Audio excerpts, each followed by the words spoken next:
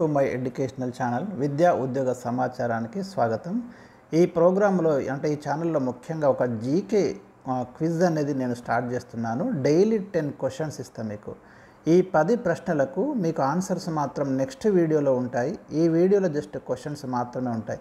ఈ 10 ప్రశ్నలలో మీకు ఎన్నింటికి ఆన్సర్స్ తెలుస్తాయో కింద కామెంట్స్లో రాయండి।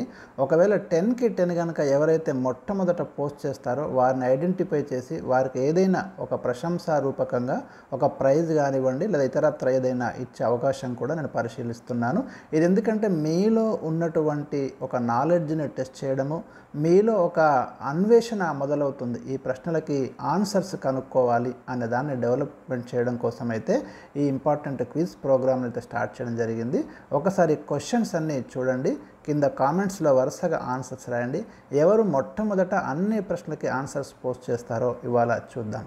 ఇక్కడ ఫస్ట్ క్వశ్చన్, పూరి జగన్నాథాలయం ఎవరు నిర్మించారు? ఇది రీసెంట్గా వార్తల్లోకి వచ్చింది।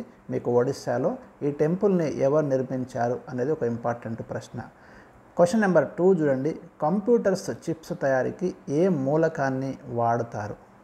క్వశ్చన్ నెంబర్ 3 చూడండి, విశ్వంలో అత్యధికంగా లభించే మూలకం ఏది? రెడ్ డాటా లిస్టును ఏ సంస్థ ప్రచురిస్తుంది? అంటే అంతరించిపోతున్న జంతువుల గురించి ఇందులో ప్రస్తావిస్తారు। మరి ఈ లిస్టును ఏ సంస్థ ప్రచురిస్తుంది? క్వశ్చన్ నెంబర్ 5, ప్రపంచంలో అతి పొడవైన తీరరేఖ కలిగిన దేశం ఏది? క్వశ్చన్ నెంబర్ 6, బెర్ముడా ట్రయాంగిల్ ఏ సముద్రంలో కలదు? క్వశ్చన్ నెంబర్ 7, అత్యంత నాణ్యమైన బొగ్గుగా దేనిని భావిస్తారు? క్వశ్చన్ నెంబర్ 8, లిక్విడ్ గోల్డ్ అని దేనిని పిలుస్తారు?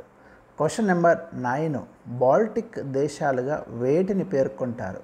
క్వశ్చన్ నెంబర్ 10, విమాన టైర్లలో ఏ వాయువును ఉపయోగిస్తారు? ఇవి 10 క్వశ్చన్స్ మీకు ఇచ్చాను। మీరు సెర్చ్ చేస్తారా లేదా మీ దగ్గర ఉన్న నాలెడ్జ్తో వీటికి ఆన్సర్స్ రాస్తారా? ఒక్కసారి చూసి ఈ 10 ప్రశ్నలు ప్రాక్టీస్ చేయండి। వీటికి సరైనటువంటి సమాధానాల్ని గుర్తించే విజేతను గుర్తించే ప్రయత్నం చేద్దాం। నేను నెక్స్ట్ వీడియోలో వీటికి ఆన్సర్స్తో పాటు మళ్ళీ 10 క్వశ్చన్స్ మేము ముందు ఉంచుతాను। Thank you.